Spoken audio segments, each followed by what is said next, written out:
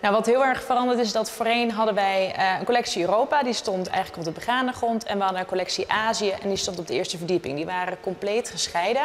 En ook die verschillende gebieden. Dus je had Japan, je had China. En wat we nu hebben gedaan, we hebben het veel meer geïntegreerd. Dus je ziet heel erg dat die gebieden elkaar hebben beïnvloed. Maar ze hebben elkaar veel met elkaar handel gedreven. En door de objecten bij elkaar te zetten gedeeltelijk, laten wij dat ook zien hoe die interacties zijn gegaan.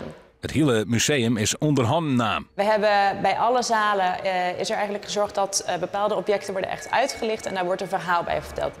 In de nieuwe setting kunnen ze gewoon dat oors in het depot lei ook uitstallen. Bijgelijks deze Houliksbel uit China. Dit stuk stond bij ons al heel lang in de collectie, maar ja, eigenlijk gewoon als object zonder dit hele verhaal. Terwijl het dus heel bijzonder is en het echt heel erg laat zien hoe belangrijk dit soort stukken in China dus waren. En nu kunnen we dat eindelijk met een verhaal toelichten. Het vernijde Prinsessenhof moet een nieuwe en bredere doelgroep aanspreken. Nou, volgend jaar wordt sowieso een heel gek jaar. We zijn klaar voor culturele hoofdstad.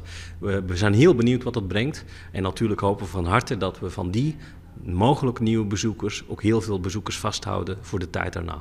Vreed is de opening. Ontitiert moet er nog hutwerken worden. Ja, dat is natuurlijk het mooie van enkele dagen voor de opening.